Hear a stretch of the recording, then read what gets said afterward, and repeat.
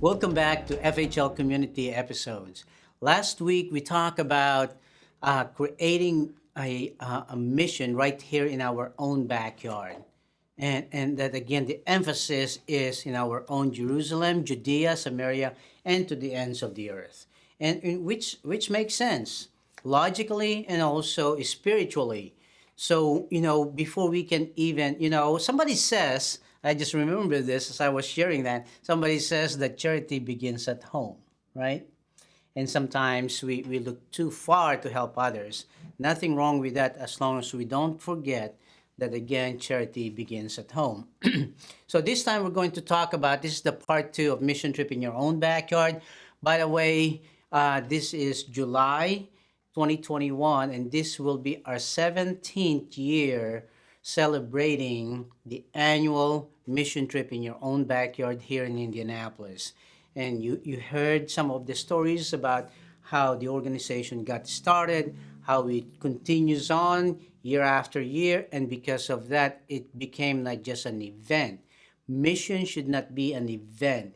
Mission should be a sustainable um, demonstration of the kingdom of God, but at the same time, a mission that starts in our own backyard that can continue on, to the ends of the world. So that's the what we've done in the past, and then again now the annual 17th mission trip in your own backyard here in Indianapolis is being celebrated, and I thank God for that.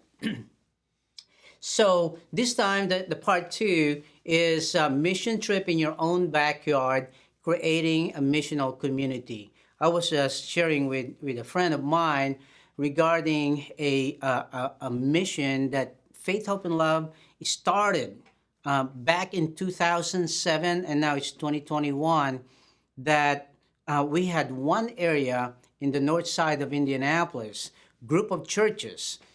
Each of the churches, what we did in the early days of Faith, Hope, and Love was to create 5 or 6 different areas in metropolitan Indianapolis, and one of them is in the north side.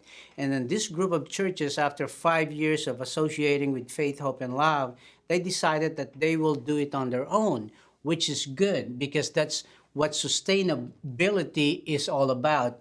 You can sustain it yourself or you can empower others to sustain it themselves, which is even better. They are local there in the north side of Indianapolis, local churches coming together. And just last month, they celebrated their 10th year anniversary. And it's called Serve Noblesville. And you will see that in the pictures later on that, we build, not build, but remodel a house. We painted the curves, street curves, and then we did planting, we did gardening, all kinds of things that we've done. And now it's an established nonprofit organization in the north side of Indianapolis. So again, they have seen how to create a missional community, how we can identify the needs, the resources, and then create a missional community. So let me show you real quick. Last week, you saw the River of Hunger Part 1, wherein it's people keep going back into the same river over and over again, right? It's crazy to think about it, but basically that's what happened to us. We go back to in the same problem over and over again. That's because sometimes no one had shown us or no one had really helped us or maybe identified the root of the challenges in lives. And that's what we want to do. Now, this River of Hunger too, you will see the way we told this story was that there's a river that flow into the city, in the city parks, in businesses, and also in communities, and then it became murky or became dirty. So I'm not gonna give it all away to you. So watch this video. I hope you will be blessed.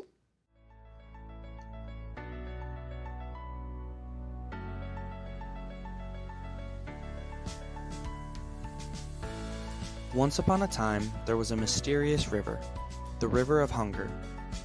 The river flows swiftly in the middle of a busy town. It wanders in residential, business, and recreational areas. It is dark and murky, yet one can see the reflection of the entire community as residents frolic and gather by the river. Many misjudge the violence of the river and become swept up by its undercurrent. One day, a man discovered the cause of the river's fury and what was leading people to be snatched back in after they had already been pulled out. He learned that there were many pitfalls along the river and that many of the individuals in the river were not aware of themselves to identify the mistakes that led them to be pulled back in. He came to the city and revealed the true nature of the river to the community. This caused the people to realize that their current system was not working. They recognized that the pain of hunger is experienced in many ways, emotionally, physically, and spiritually. Although food is a basic human need, it is not the only answer to alleviate hunger. Many factors contribute leading to hunger, such as relationships, economics, education, society, and culture. Beyond the pain of hunger is a person's perspective of who they are in God. The community remembered what the good book says, not to conform to the system of the world, but to be transformed by becoming aware of what's been available all along. Food available, sufficient resources, and people willing to help. The community gathered in unity and decided to tackle the river head-on.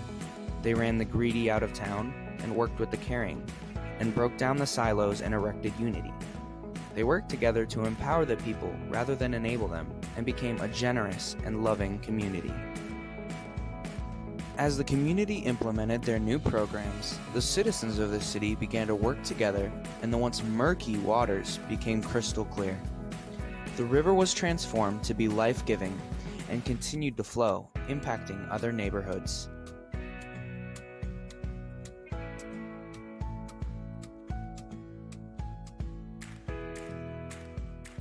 River of Hunger too. I hope you were blessed, and I hope not just be blessed, but also see the different perspective that we just have to get to the root of the problem. We need to go upstream to understand what is happening there, why people are falling over and over again in the same river, or what are the root causes and how we can identify those root causes of challenges in our community, in people's lives, and then hopefully we can provide them resources and we can band together, because not one organization, not one person has all the answer, but if we can come together, that's when you actually start creating a missional community. But before we go deeper into the definition of missional community, I'd like for you to look at the upstream thinking. So I did not come up with it. I heard it several years ago, and that's why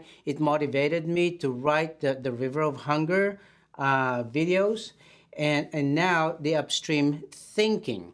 So this is what it says. Upstream thinking means taking wise collective action to ensure better outcomes rather than simply responding to and being overwhelmed by crisis we could have foreseen. So I saw it from google.com, but basically this is what we've been doing for many years. It's a collective action to ensure better outcomes, because again, we are better together. We heard that over and over and over again, and one organization, one person could benefit from another person, and then the entire system could become more of a collective benefit, not just for a community, but even for a city. And then rather than just simply responding to, isn't that what's happening in the majority of our food pantries, just responding to the crisis. So what happens to responding? Yeah, you provide what they need at that time, but we don't look upstream. We don't look, from what's the root causes of this? Is there a way that we can maybe help people prevent from falling in the same traps or in the same river, over and over again. So that's the difference between responding and being more of thinking ahead and thinking in a holistic way how we can not just respond but also maybe cut the bleeding. I shared with you the story of a band-aid, right? There's crisis and there's sustainable help. On the crisis, yeah, we need to put the bandage, but if that wound is infected, you cannot just keep putting bandage over and over and over again. I'm not a doctor, but I've seen it happen in my own life that you need some maybe ointment or maybe some things, or maybe how can you prevent from falling. You tell your children, well, look where you're going, don't you keep tripping on the same thing over and over again, then look next time when you step over this. So again, as adults, sometimes we became conditioned by the society that this is okay. We don't even question this, just like, well, why are we doing this? Why do we keep just giving away food? Nothing wrong with that, but even better is that how can we help people to start thinking ahead, that maybe they may need maybe counseling, maybe they need financial literacy, maybe they need job training, and so on and so forth. So this is what happened when you work with different organization. No one really takes the credit. Everyone takes the credit, and this is a testimonial from the field from Pastor Brian Shobe, a friend of mine here in Indianapolis. Watch. I'm Pastor Brian Shobe from Slalom Missionary Baptist Church, and this year we're partnering with Child Evangelism Fellowship and Faith, Hope, and Love and our Union District Association, and all of our ministry groups are working together to reach out in this community. We're at School 83 today, and we were at Union District Congress Christian Education this morning. So as part of this ministry, we have three focuses for follow-up so that the children that have heard the gospel this week will be established in the local church. And so that is why it's part of our strategy to partner with the local church in each setting, so that the children that we're reaching here at this school and at the park tonight will be followed up by brothers and sisters in Christ from Shiloh Missionary Baptist Church. And the same thing will be the case with each church that we've partnered with this summer. One of the other big follow-ups is that in the fall, the reason we're at School 83 today is we want to bring a Good News Club into the school as an after-school program. So we want to gather the children, meet the children this summer, and then go into School 83 and see those same children in the fall, and we'll offer them an opportunity to hear the gospel in the schools again. Again, taking prayer and God back into the school system where we can reach children where they are.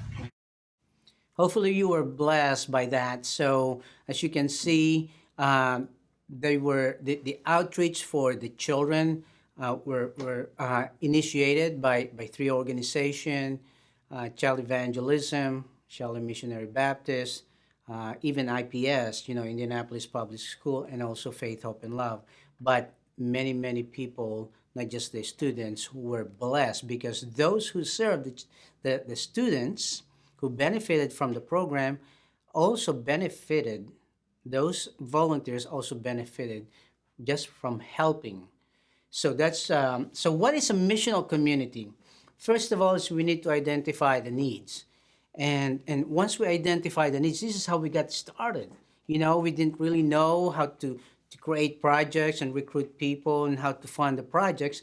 But first of all, identifying the needs. Once you identify the needs within your certain regional area, then you need to identify the available resources. So once you identify the available resources, now you can see the things that maybe those other needs can be taken care of by the available resources.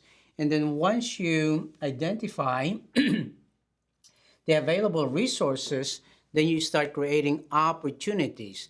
Now, you'll see there, not just creating projects, although projects are also opportunities. But the way we present it to people is that people are sometimes they get tired of hearing projects. They're just gonna help me hammer nail or dig ditches or paint or whatever, but opportunities, because once we create opportunities and see from the standpoint of volunteers or of missionaries, you will see that the projects will get done. That's because again, we show them why we're doing this, not just how we're doing it. And once we answer, we discuss about this, we need to answer the why first, then they see the big picture, they see the importance of what they're doing, that it's not just uh, completing the project, but also there's a bigger social transformation that could happen, cultural transformation, relational transformation, and many different things could happen because of the opportunities that you create through the projects. And then after creating opportunities, it became a mission by the community for the community. So that's when we start seeing the building of missional community is when there's a need, we identify the needs, we identify resources, because I believe that God is scattered resources, especially here in the United States. God has scattered resources all around us. All we have to do is to go out there. I mean, we don't live in the middle of a big desert, you know. We live in the greatest country in the world. So here in the United States, there are resources that God has scattered all around us, but we have to go there sometimes. We have to pursue it. We have to present the opportunities. Many times the resources are being not being utilized in our communities. That's because the leaders or the business leaders or the leaders are not being informed of the opportunities that they can come alongside with. Not just like, hey, look what I've done. But again, it's opportunities created by the community for the community. And that's what you will see once you start following these principles. You will start the community transformation. And like what I mentioned to you, Noblesville, they created this organization now called Serve Noblesville. So every year, several churches, local churches, come together, and then they rehab houses, they paint fences, they pray for people, they go out there.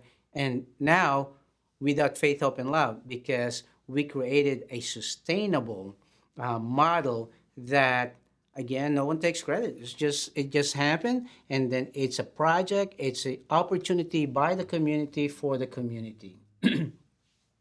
So we talk about this. So let me just review with you what is a missional community. It's identifying the needs. So identifying, that means that it's not guesswork. So we need to identify the needs, identifying available resources. And again, resources could be intangibles. Those could be like the social capital that we were talking about before, that through relationships that can build up to tangible resources in the future. Then creating opportunities which address needs and then address resources. So you put together the needs, the resources, and then you create the opportunities or projects or programs. And then submission by the community for the community. So it's all inclusive. It's not just like one organization, but by many organizations or many people come together, serving each other and serving with one another, and accountable for each other. So the success depends on the entire community. When we started to work and build this, I would say, very successful food pantry, it became a food pantry by the community for the community, which means that the local area churches start calling and they said, hey, how can we help? Maybe we'll write a check, maybe we'll do collections of food, or maybe we can send volunteers there. That's because they understand the deeper meaning that this is more than just giving away food, but also helping people more holistically. So again, the success does not depend on one person, one organization. The success depends on the entire community. So if it fails, then no one is to blame, right? Because it's a missional community. We just have to come together and make things better. So now, let me ask you these things. Now that we talk about in the first part is the backyard mission, being sustainable, and then this one is about building missional community. So I put together a few questions here that you may ponder later on. How does a food pantry transform the neighborhood or community beyond giving away bags of food? So again, we may think, well, food pantries are just giving away food. We're not saying we're not giving away food, but that's just part of the process. What are some of the underlying issues of food insecurity? So now we start looking upstream, right? Why is it that we see this able person coming back over and over and over again to the food pantry? Now, considering that there are other people, such as the elderly or maybe disabled, both physically or mentally, that they have to go to the food pantry on a regular basis. But there are some who are very able individuals that maybe they just became enabled to go from one food pantry to another. So, what are the underlying issues of food insecurities? And then thirdly, what other resources can we utilize to help alleviating the underlying issues of food insecurity? So what are the resources? Again, beyond just giving away bags of groceries, what are the other resources that we can utilize that are already available in our community? There are a lot of community organizations there who are looking for clients or beneficiaries from their services. Then, what are some of the challenges associated with operating a food pantry? So, if you're thinking about starting a food pantry or you're already operating a food pantry, what are the challenges? You have the systems and procedures, and then again, how about the marketing of it? How about the funding? How about the sustainability? How about recruiting and empowering volunteers? And again, hopefully, build a missional community. How can we alleviate hunger while simultaneously addressing the underlying issues of food insecurity, all while serving through a network of community food pantries? So again, the history of the people of God, they always come together. From Genesis when Moses brought his tribe, and then the Israelites, and then even in the New Testament, they always in a network of community. So why or how can we alleviate hunger while simultaneously addressing the underlying issues of food insecurity, all while serving through a network of community food pantries?